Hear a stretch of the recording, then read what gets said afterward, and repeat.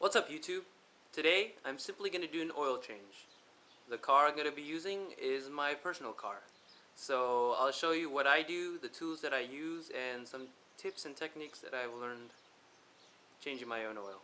Alright, so let's show you what exactly you're going to need. Now since I lowered my car, I'm going to want to use a scissor jack just to get it off the ground, and then I'm going to use the regular floor jack to raise the car high enough where I can place these two jack stands at the jack points.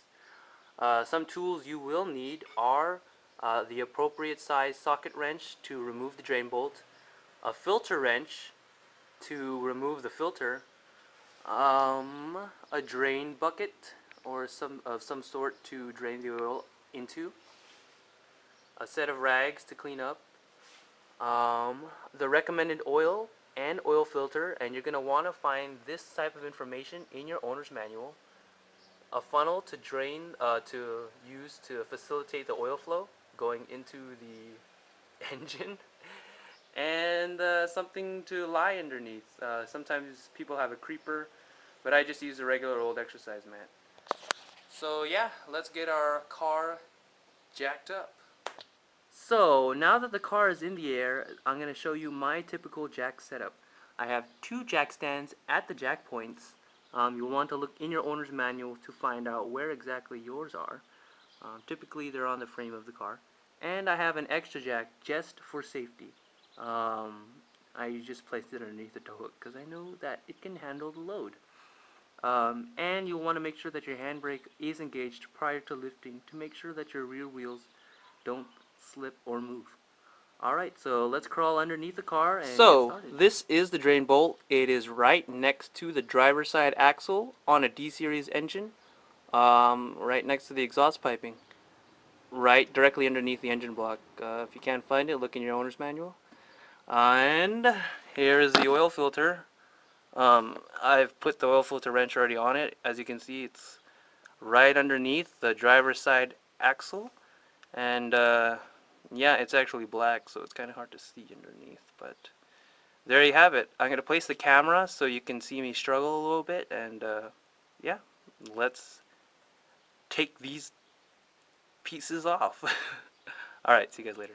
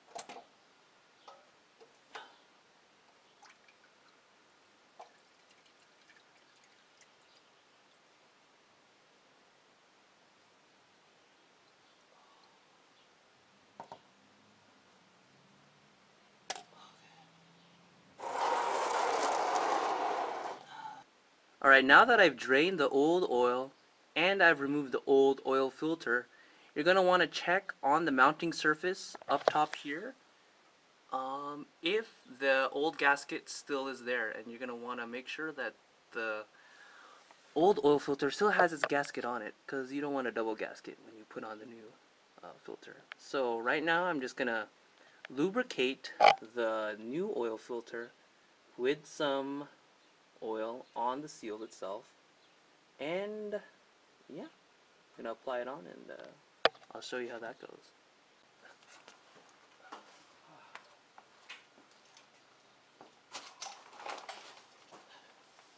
No.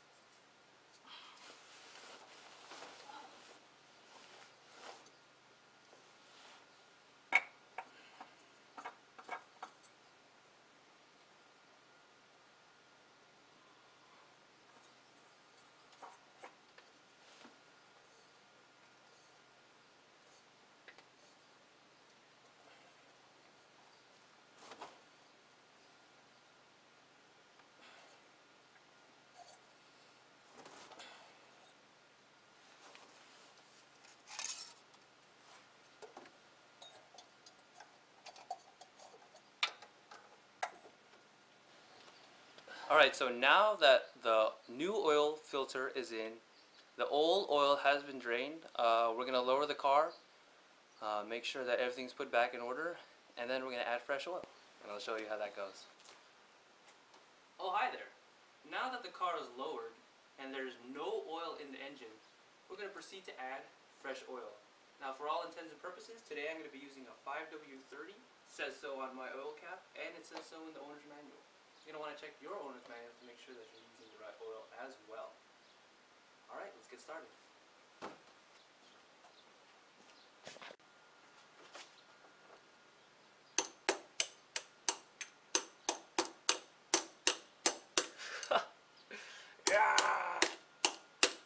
Yeah, your oil cap might need some help to come off.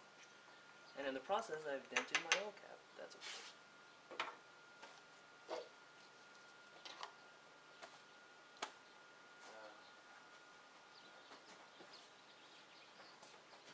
Looks like there's some kind of moisture.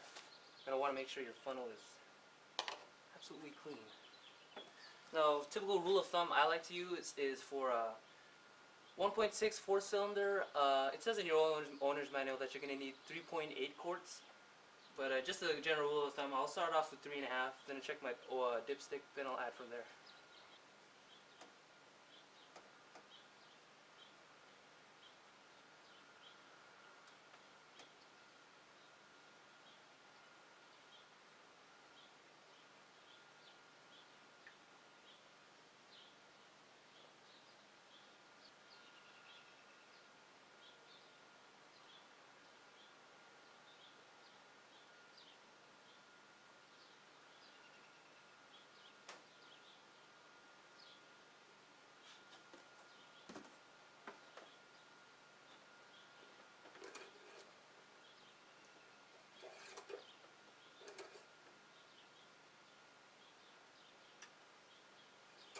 Looks okay on the dipstick.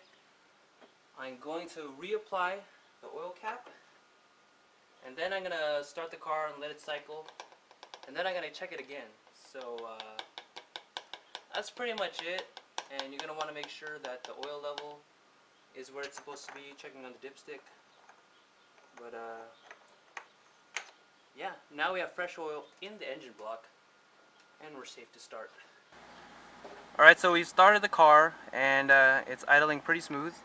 It's at 211,224 miles. And yeah, let's check the oil again.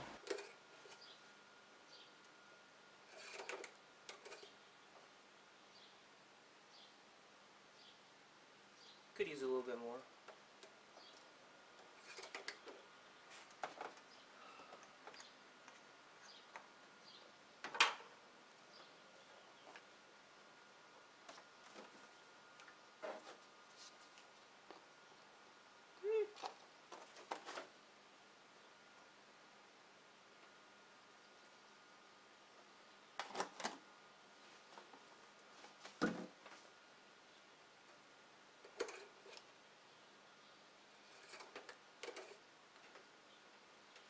Perfect. I don't know if you can see it in the camera, but yeah, it's right where it's supposed to be.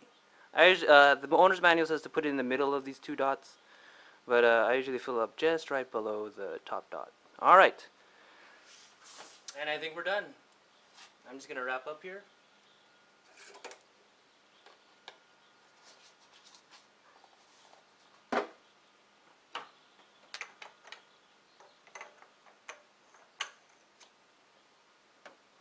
Make sure it's tight. Make sure there are no oil leaks.